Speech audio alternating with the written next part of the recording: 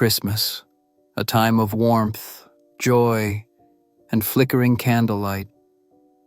But behind the twinkling lights and festive cheer lurk shadows that refuse to sleep. On cold winter nights, whispers echo through empty halls, and ghostly figures wander snowy streets. Tonight we uncover 5 Yuletide hauntings, where holiday cheer turned to chilling fear, where the spirit of Christmas became a shadow in the dark. Dare you watch as the season of joy becomes the season of terror? The Ghost of the Hotel del Coronado, the Lady in Black.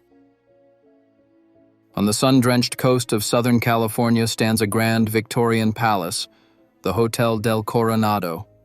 Its red rooftop towers and whitewashed walls have greeted presidents, millionaires, and the ghost of a woman who never checked out.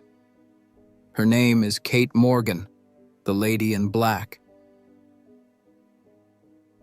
The story begins in November of 1892.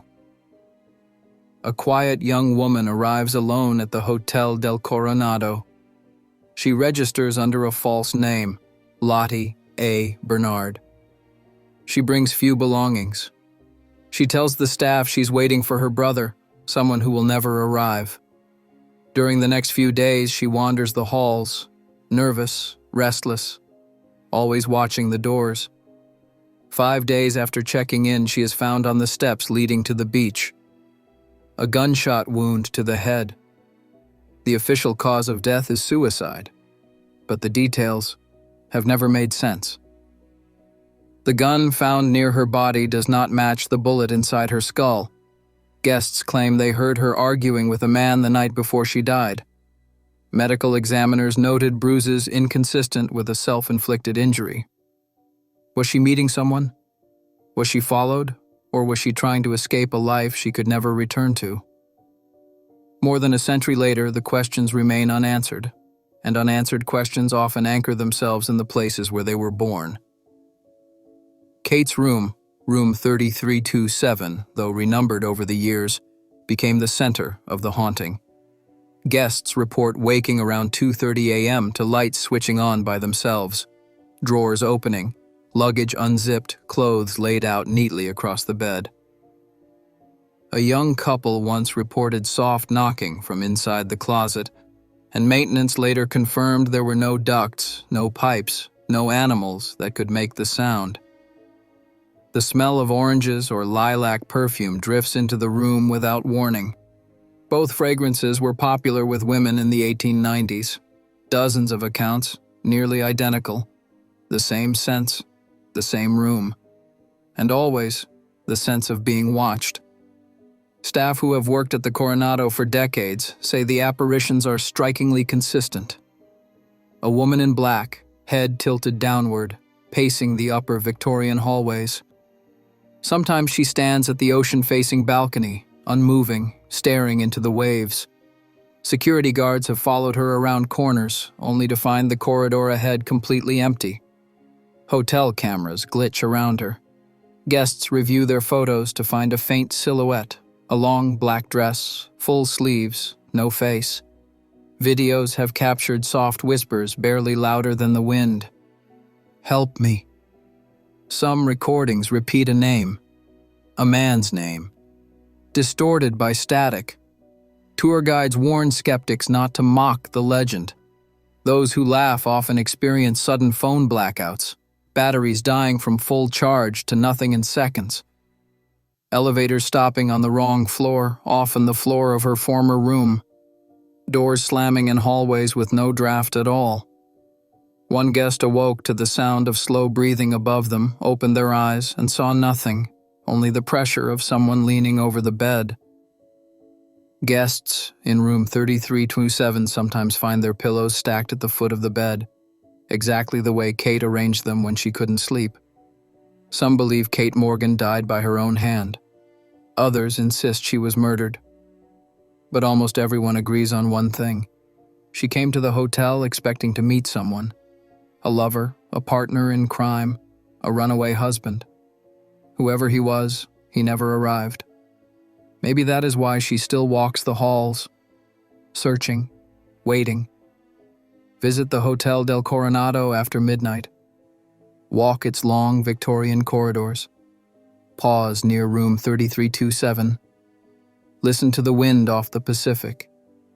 If the perfume hits your nose, if the air turns suddenly cold, if you hear soft footsteps behind you, you may be in the presence of the woman who checked in alone and never left. Bluebell Hill, a quiet road in Kent, England, shadowed by tragedy, mystery, and centuries of history. Nestled between Maidstone and the Medway towns, this area is dotted with ancient burial mounds and monuments. Neolithic stones such as Kit's Cody House and the White Horse Stone hint at the hill's long, mystical past. For generations, these lands have inspired legends of spirits and restless souls. Since the 1960s, a series of unexplained events has made Bluebell Hill infamous. On November 19, 1965, 3 young women, Suzanne Brown, Judith Lingham, and Patricia Ferguson, were returning from a night out when their car collided near Old Chatham Road. Judith died instantly. Suzanne and Patricia died days later in hospital. Soon after, witnesses began reporting strange sightings. A young woman, often dressed in white, appeared on the roadside, asking for a lift, only to vanish mysteriously. Sometimes she appeared suddenly in the road, causing panic, then disappeared without a trace. Some accounts describe a ghostly bride wandering the hill, forever seeking what she lost. Others tell of a more sinister presence, dark figures, shadowy shapes, or even strange animals glimpsed in the nearby woods. What makes the legend even more chilling is its connection to Christmas. Many of the sightings, especially those reported in the 1960s and 1970s, occurred in the winter months, around December.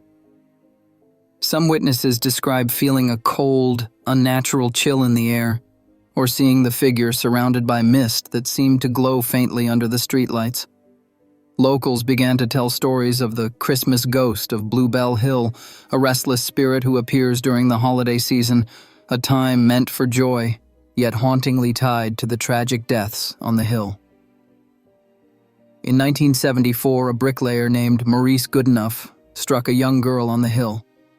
He wrapped her in a blanket and rushed to the authorities, but she vanished without a trace.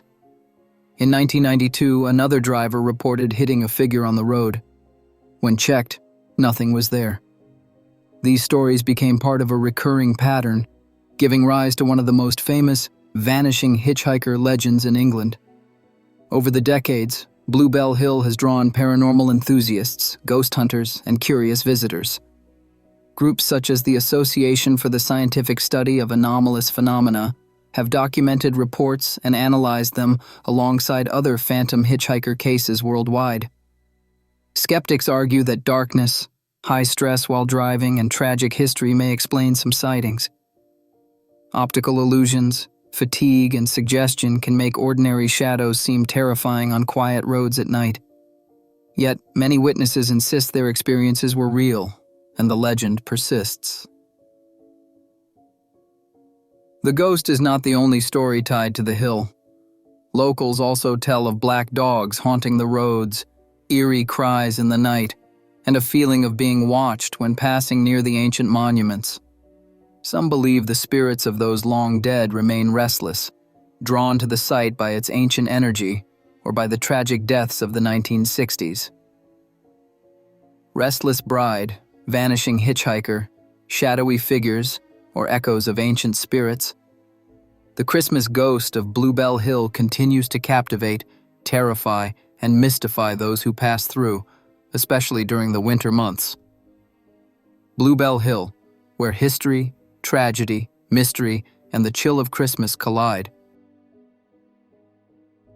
The Christmas Eve haunting of Loftus Hall, Ireland. Sitting alone on the windswept Hook Peninsula is a mansion with a reputation so dark, locals refuse to walk near it after sunset. This is Loftus Hall, a place long believed to be cursed, a magnet for tragedy, unexplained encounters, and one infamous visit said to have been from the devil himself. The story takes place in the 18th century, when the aristocratic Loftus family lived in the grand house. On a stormy Christmas Eve, a strange traveler appeared at their door, claiming his ship had wrecked nearby. Seeking shelter from the violent weather, he was welcomed inside. The mysterious guest joined the family for food, warmth, and eventually a game of cards. But something about him felt unsettling, his intense stare, his uncanny calmness, and the strange way he seemed to study the family more than the game.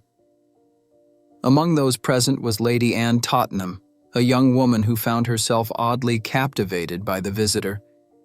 As the night went on, the tension grew. During the game, Lady Anne dropped a card. When she bent down to retrieve it from the floor, she didn't see a shoe or a boot. She saw a cloven hoof. The guest rose abruptly, his appearance twisting into something monstrous, and in a burst of sulphurous smoke he shot upward through the ceiling, leaving a hole that was said to have never been properly repaired. Anne was never the same. She became distressed, withdrawn, and tormented by visions. Her family confined her to an upstairs room where she spent the rest of her life staring out the window, waiting for the dark stranger to return. When she died, her body was reportedly found in a rigid, twisted sitting position. Some versions claim the chair had to be buried with her because she could not be removed from it. After Anne's death, Loftus Hall's reputation only worsened. Families moved in and out, unable to bear the strange noises, severe cold spots, and sightings of a tall, shadowy figure moving silently around the halls. Exorcisms were attempted, but nothing quieted the activity. Visitors described children's laughter echoing through empty rooms, doors slamming without warning, and the eerie sensation of being watched from the upper floors, where Anne once wasted away. When the mansion eventually opened for paranormal tours in modern times, investigators captured full apparitions, dark shadows and faces appearing in windows where no one was standing. The tapestry room, where Anne spent her final days, became infamous. People fainted upon entering. Others reported overwhelming waves of dread or sorrow, as though Anne herself remained trapped within its walls. Loftus Hall was eventually closed to the public again and privately sold, but its legend persists. A Christmas Eve visitor, a possible devil in disguise, and the lingering spirit of a young woman who may still cry out from the shadows.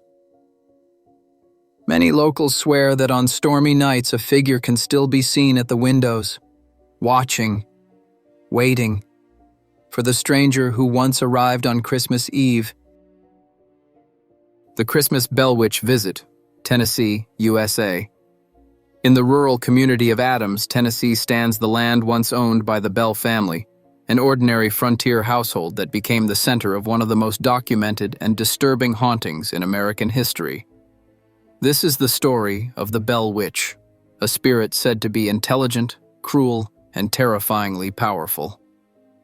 The haunting began around 1817 when John Bell, the family's patriarch, noticed strange animals lurking on his property, creatures with impossible shapes and glowing eyes.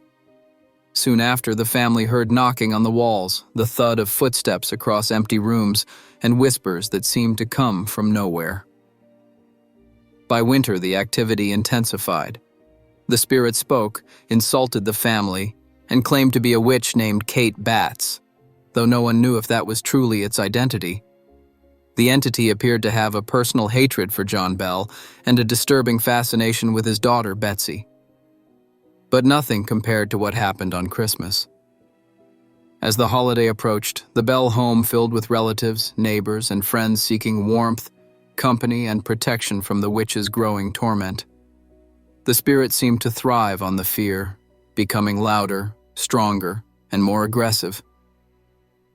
On Christmas Eve, witnesses described the rooms filling with violent knocking, shaking beds, and the sound of invisible claws scraping across wooden floors. Guests heard the witch laugh, sing strange hymns, and whisper their names from the darkness. When Christmas morning arrived, the spirit focused its rage on John Bell. It attacked him with seizures, choking sensations, and paralysis. The family watched helplessly as John's health deteriorated, with the witch gleefully declaring that the end was near. Months later, when John finally died, the witch claimed full responsibility and, according to the legend, cackled at his funeral. Some say the entity even left behind an unidentified bottle of dark liquid near his bedside, insisting it was the poison used to kill him. During future Christmas seasons, the Bell Witch allegedly returned, reminding the family of the terror it once brought. Neighbors told stories of phantom voices echoing across the fields during the holidays, saying they had heard the spirit calling Betsy's name or mocking John Bell from beyond the grave. The haunting became so famous that even President Andrew Jackson reportedly visited the Bell farm, declaring that the witch was stronger than any army. Jackson's men fled the property in terror after just one night. To this day, the Bell Witch Cave, near the original family home, remains a hotspot for paranormal activity. Visitors report hearing disembodied voices, feeling icy touches on their skin, and seeing shadowy figures move along the cave walls.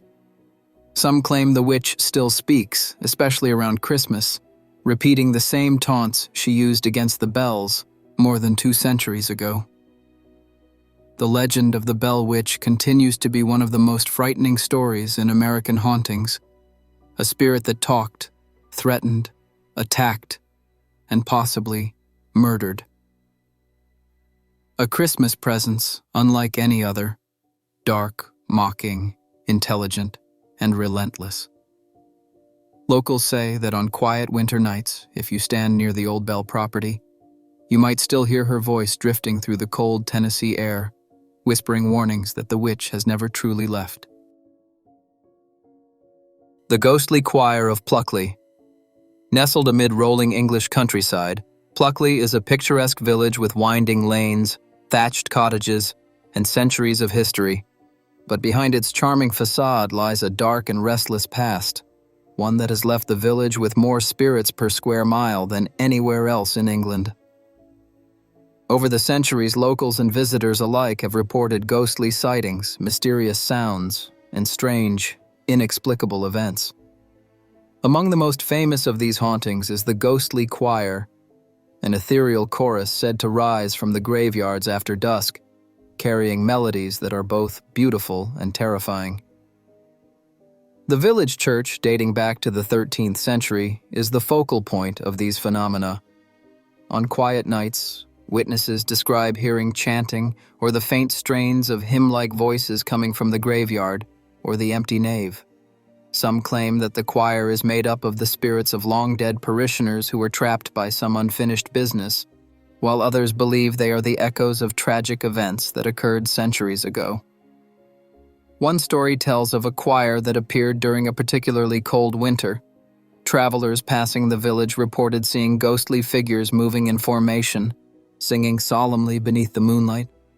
The voices were said to rise and fall in perfect harmony, yet no one could see the source.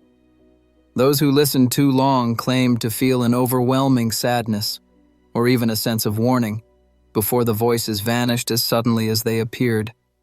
Other residents recount encountering spectral children playing near the churchyard or hearing the mournful wails of women searching for lost loved ones. The village inn has its own share of hauntings, with guests reporting unexplained footsteps in empty hallways and the sensation of invisible presences brushing past them. Paranormal investigations of Pluckley have recorded unexplained cold spots, disembodied voices, and fleeting shadows, lending credence to centuries of local folklore. Some researchers suggest that the village's history, plagued by disease, fires, and unexplained deaths, has left a spiritual imprint, manifesting as the ghostly choir and other apparitions. Despite the fear, Pluckley embraces its haunted reputation. Ghost tours attract curious visitors year-round, drawn by the promise of seeing or hearing something beyond the ordinary. Locals warn, however, that the ghostly choir is not a welcoming presence. It is a reminder that in this small English village, the past never truly sleeps. On quiet nights, when the wind rustles through the trees and the moon casts long shadows over the gravestones, the choir can be heard once more, singing in perfect harmony, a spectral reminder that Pluckley is not just charming, it is haunted. And there you have it, our top 5 Yuletide hauntings that turn the holiday season from joy to terror. From the spectral lady in black at the Hotel del Coronado to the chilling vanishing woman on Bluebell Hill, each story reminds us that even the merriest of nights can hide shadows. Whether it's the haunting whispers of a dybbuk during Hanukkah, the horned terror of Krampus, or the infernal mystery of Loftus Hall on Christmas Eve, these tales prove that winter's longest nights can bring more than cold. They can bring fear. Don't forget to like, subscribe, and hit the notification bell, if you dare, because you won't want to miss more chilling tales of haunted holidays. Until then, keep your lights on and your doors locked. Happy holidays, and beware the shadows.